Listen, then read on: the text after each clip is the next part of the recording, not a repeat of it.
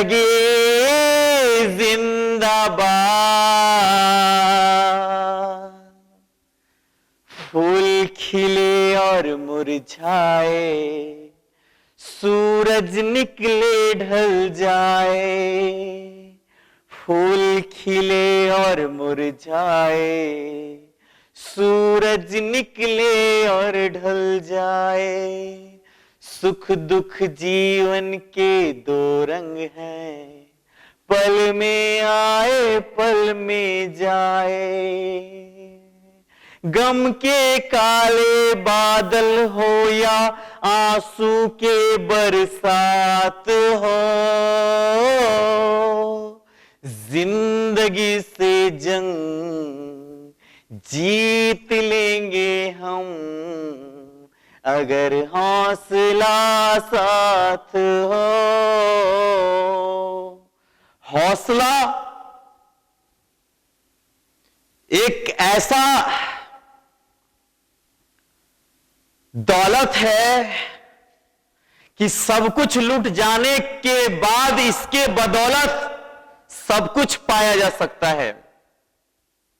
कभी कभार हम जीवन में संघर्ष करते करते जीवन के जंग में जब थक कर चूर हो जाते हैं, हारने की दशा में आ जाते हैं, तो सब कुछ हार जाए, किस्मत लाख हराए, लेकिन अगर आपके पास हौसला है, केवल हौसला का ईंधन आप में है, तो सब कुछ फिर पालेंगे।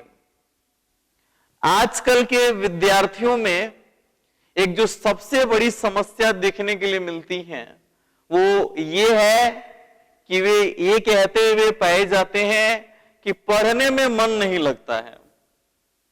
अच्छा, इस प्रश्न में ही इसका उत्तर छिपा हुआ है कि जब हम कहते हैं ना कि पढ़ने में मन नहीं लगता है, इसका मतलब यह है कि मन कहीं और लग गया है। ये ढूंढने की जरूरत है, क्योंकि कहीं और लग गया है तो अब पढ़ाई में मन लगाने के लिए वो मन बचा ही नहीं।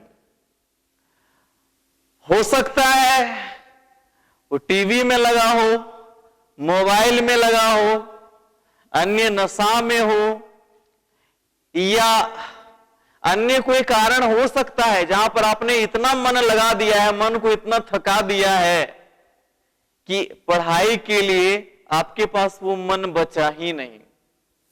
तो ध्यान देने योग्य बात है ना कि हम लोग कोई भी चीज जबरदस्ती करते हैं, क्योंकि उसके वैज्ञानिकता को अगर नहीं समझेंगे तो थक जाएंगे और एक समय भी बीत जाने के बाद पता चलेगा हासिल कुछ भी नहीं होगा। इसलिए इस चीज को समझा जाना चाहिए कि जब हम पढ़ने बैठते हैं तो मन काफी भटकना चालू होता है। तो अब देखिए कि पढ़ाई में मन क्यों नहीं लग रहा है, मन कहां जा रहा है।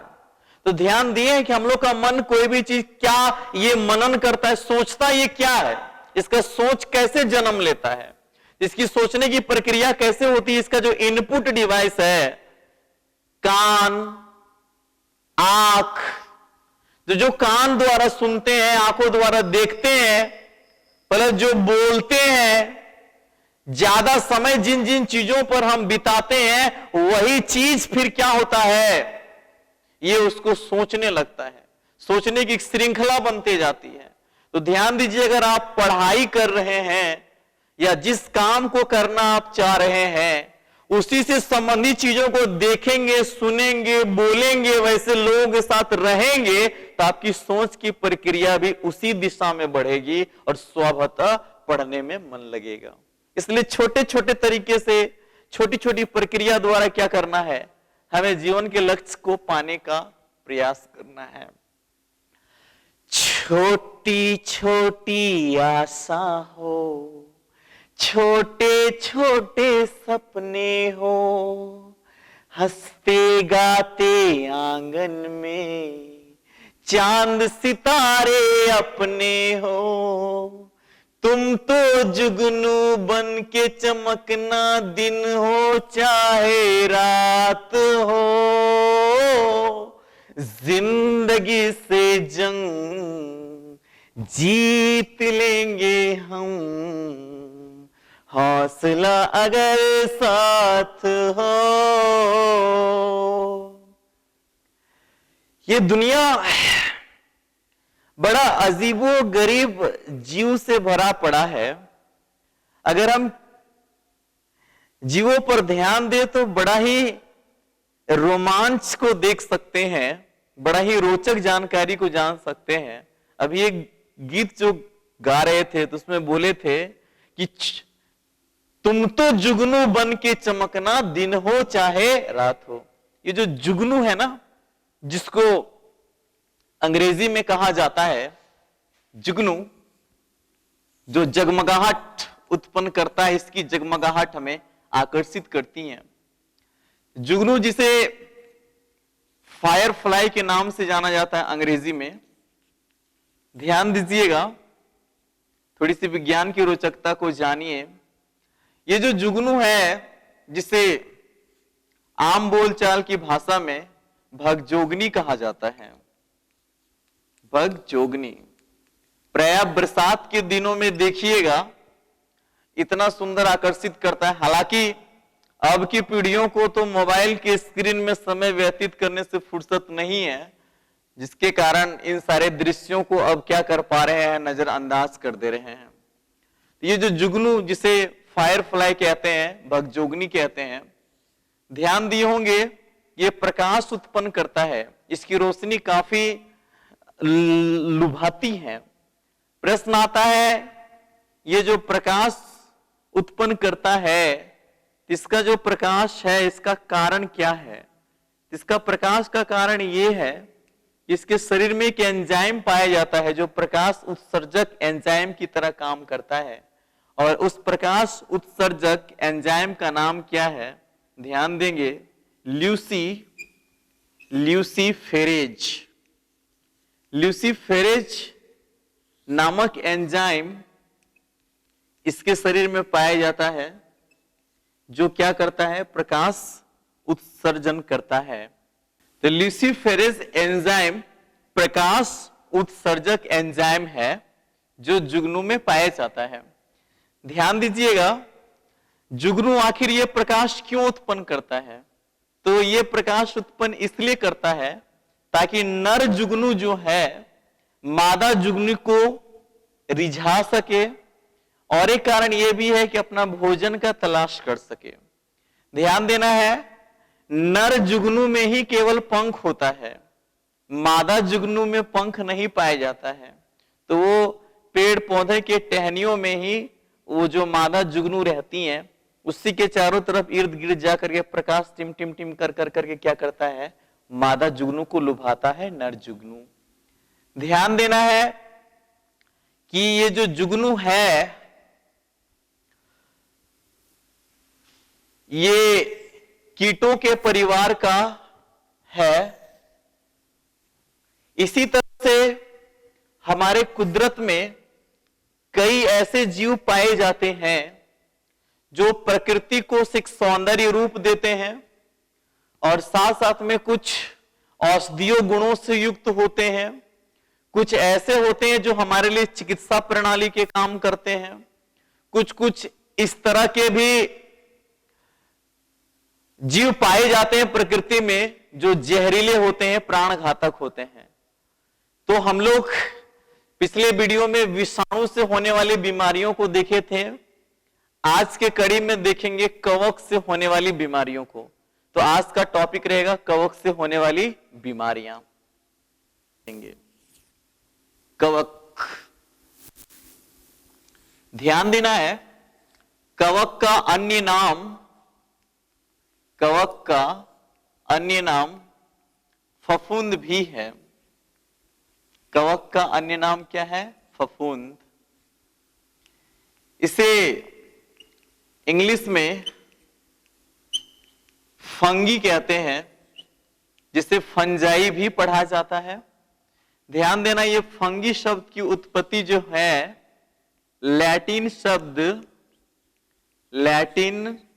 शब्द फंगस से हुई है।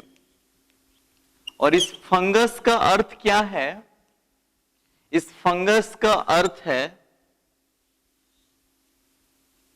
छत्रक या मशरूम।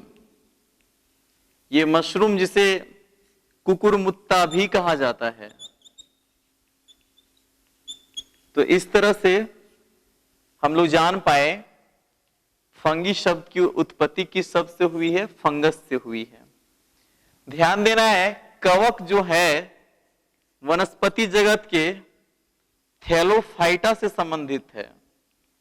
थैलोफाइटा वनस्पति जगत का वह समूह है जिसमें ना तो ना जड़ होता है, ना पत्ता होता है और ना ही तना होता है। और इस तरह से हम लोग जान पाए कि थैलोफाइटा में ना जड़, ना पत्ता, ना तना, तो इसलिए इसे आप क्या कह सकते हैं? पर्णहरित रहित। पर्णहरित रहित मतलब इसके पत्ते में हरा रंग होता नहीं है।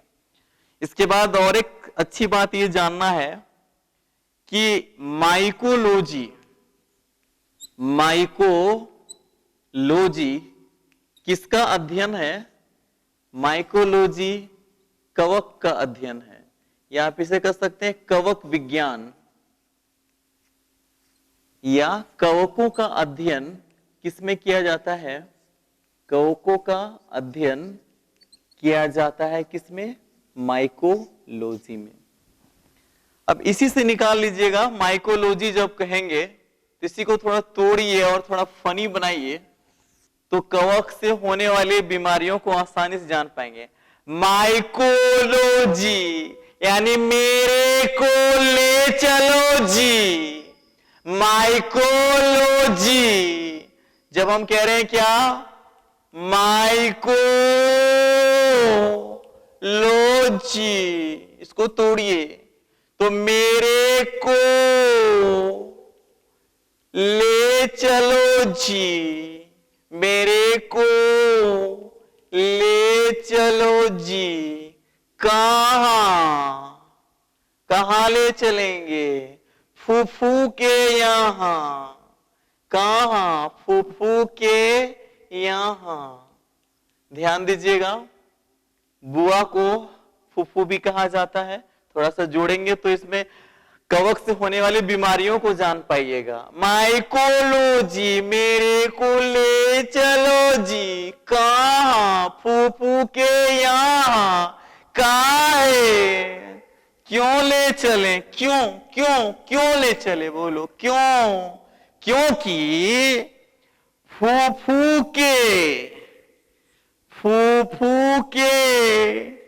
खुजली वाला गंजा दामाद, खुजली वाला गंजा दामाद एथलीट में फर्स्ट आए हैं। एथलीट में फर्स्ट आए हैं। और जब कोई फर्स्ट आता है तो उसको बधाई देने के लिए लोग जाता है ना, इसीलिए यहां पर ले जाने का आग्रह किया जा रहा है। माइकोलॉजी मेरे को ले चलो जी। कहां? फूफू के यहां। क्यों? क्योंकि फूफू के खुजली वाला गंजा दामाद एथलीट में फर्स्ट आए हैं। तो यहां आप लोग फफूंद से होने वाली बीमारियों को निकाल पाएंगे। फूफू से क्या सोच लेना है? फफूंद सोच लेना है। उसके बाद खुजली यानी खाज की जो बीमारी है, खुजली की जो बीमारी है वो किससे होती है? फफूंद से होती है। गंजा से निकालेंगे गंजापन। गंजापन की बीमारी भी किससे होती है? फफूंद से होती है। दामाद से दो बीमारी निकालेंगे। एक बार से दमा कर दीजिए, दमा की बीमारी, और मां को हटा कर एक बार कर दीजिए दाद की बीमारी। तो इस तरह से दमा और दाद किससे होता है? फफूंद से होता है। एथलीट में फर्स्ट आए हैं, एथलीट में फर्स्ट से निकाल देंगे एथलीट फुट की बीमारी, एथलीट फुट की बीमारी। तो ये बीमारियां किससे होने वाली बीमारियां हैं? फफूंद या कह सकते हैं कवक या तो फंगी से होने वाली बीमारियां हैं। माइकोलॉजी मेरे को ले चलो जी, कहां? फूफू के यहां। क्यों? क्योंकि फूफू के खुजली वाला गंजा दामाद एथलीट में फर्स्ट आए हैं, तुमसे मिलने के लिए जा रहे हैं। तो इस तरह से हम लोग जान पाएंगे इस प्यारे से डायलॉग से फफूंद से होने वाली बीमारियों के नाम को। इसके बाद हम लोग जानेंगे कि कौन कौन से कवक के कारण ये सारी बीमारियां होती हैं। आइए इसको भी बड़े ही आसानी से हम लोग जान पाएंगे। चलिए अब हम लोग देखने वाले हैं कि इस कवक के कारण कौन सी बीमारी होती है। तो हम लोग देखेंगे, चलिए चालू करते हैं ऊपर और नीचे से, गंजापन और एथलीट फुट से देखते हैं। तो गंजापन जो है, गंजापन के लिए कौन सा कवक उत्तरदायी है, और फिर देखते हैं एथलीट फुट। एथलीट फुट ये एक सर की बीमारी और एक पांव की बीमारी है। इसमें पूरा बाल झड़ जाता है, आदमी पूरा उजड़ा चमन हो जाता है, दूरे से देखने में चांद लगता है। एथलीट फुट, इसमें उंगलियों के बीच बीच में पता चलता है काफी चकते बन जाते हैं। ये कभी कभार पांव फूलने भी लग जाता है।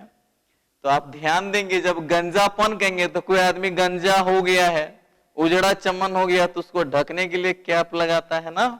जब कैप लगाता है तो याद रखेंगे उसी से निकालेंगे। दोनों के नाम में लगा रहेगा टीनिया, टीनिया, टीनिया इसमें भी लगा रहेगा और टीनिया इसमें भी लगा रहेगा।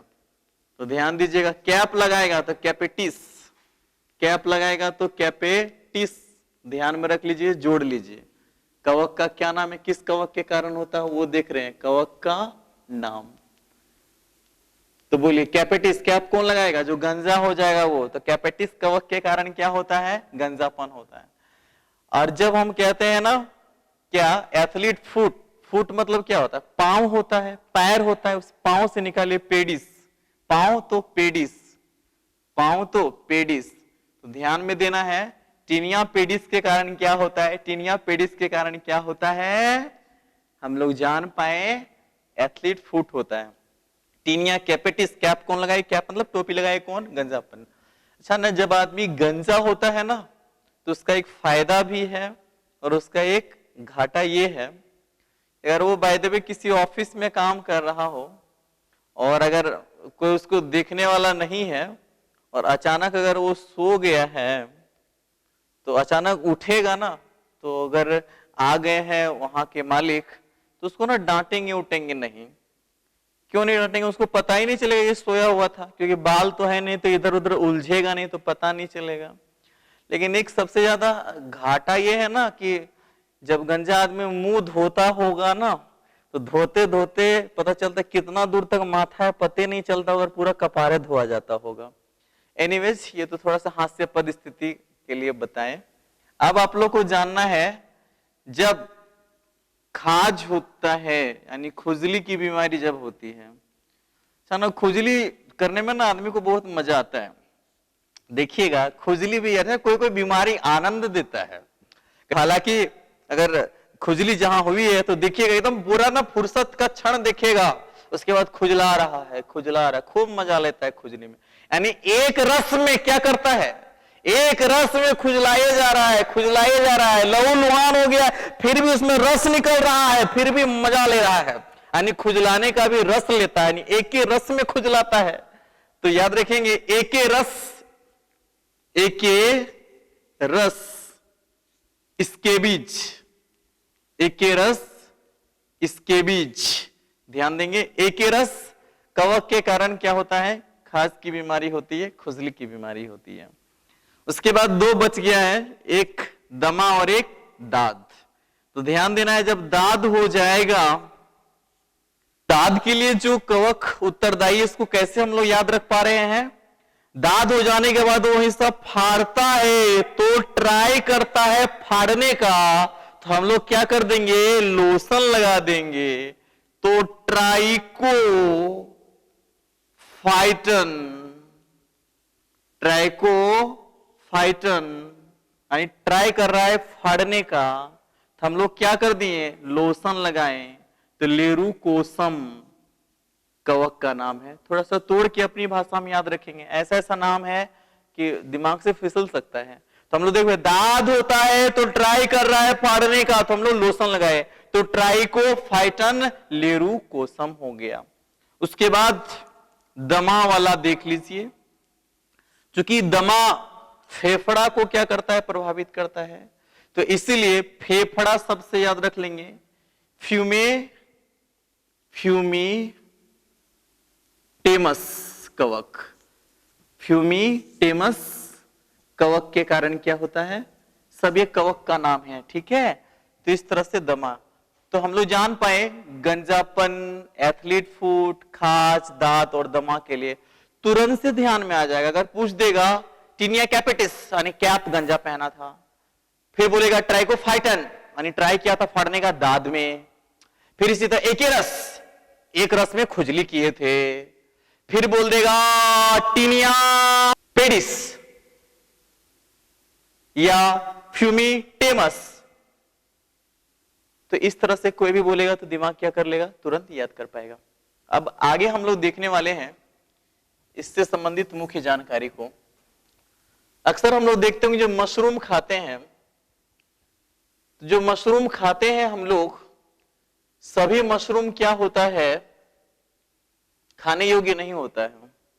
कुछ कुछ मशरूम जिसमें अमानिटा नाम का जो कवक पाया जाता है, मशरूम को क्या कर देता है, जहरीला बना देता है, और इतना जहरीला बना देता है कि ये प्राण घातक भी होता है। इसलिए कभी ध्यान दिए होंगे, या तो भगवान बुद्ध की मृत्यु का कारण यही बताया जाता है कि चुंद के यहाँ वो जहरीला मशरूम का सब्जी खाए थे, जिसके कारण उनकी मृत्यु हुई थी। हालांकि कहीं कहीं उसके अर्थ को सुअर का मांस देता है, लेकिन शुकर मद का एक अर्थ ये भी दिया जाता है कि वो मशरूम था। उसके बाद आप लोग को जानना है इसी कड़ी में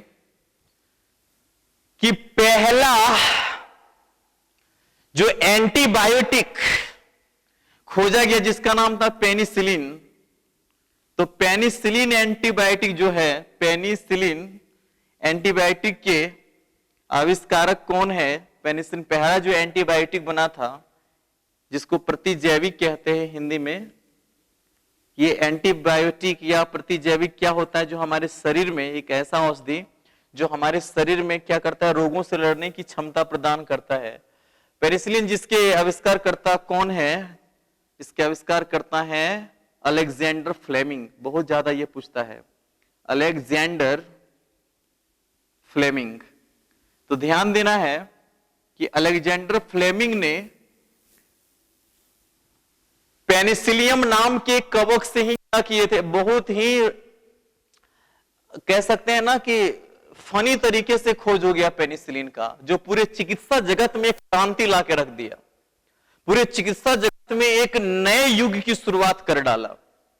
कहते हैं कि जो अलेक्जेंडर फ्लेमिंग थे वो थोड़े से ना लापरवाह टाइप के थे। प्रयोगशाला में जब काम करते थे तो सामान को इधर उधर जैसे तैसे छोड़ देते थे, तो वो मवाद पर पस पीप जिसको कहते हैं, उसको बैक्टीरिया को लेकर के शोध कर रहे थे। तो क्या हुआ था, बैक्टीरिया को जिस बर्तन में रखे हुए थे उस बर्तन में उसको खुला ही छोड़ के वो चले गए। तो कई दिनों तक प्रयोगशाला नहीं आए, और जब प्रयोगशाला आते हैं तो वो क्या देखते हैं कि उस मवाद में चारों तरफ जैसे फेंकने जाते हैं, देखते हैं चारों तरफ फफूंद बन गया है। और जो फफूंद बना है तो उन्होंने एक चीज नोटिस किया कि जितने हिस्से पर फफूंद बना है वहां बैक्टीरिया यानी जीवाणु क्या हुआ, वहां पनप नहीं रहा था।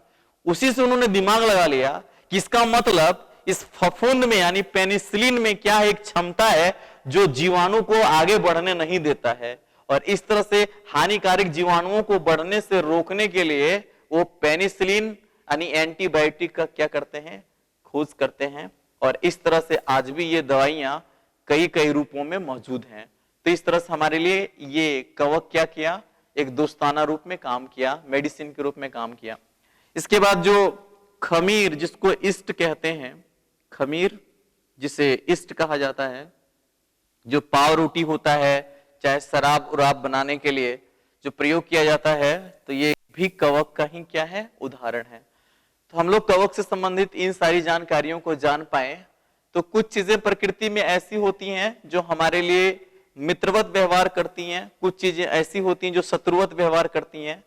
हमें ये चीज का चयन करना होगा कि कौन हमारे लिए उपयोगी है और कौन हमारे लिए अनुपयोगी है। तो हम लोग जान पाए कवक से होने वाली बीमारियों को, इसे आसानी से याद रख पाएंगे। अगर पूछा जाएगा विषाणु वाली कहानी में और अच्छे से देख पाए थे, जिंदगी से जंग जीत लेंगे हम अगर हौसला साथ हो, जिंदगी जिंदाबाद,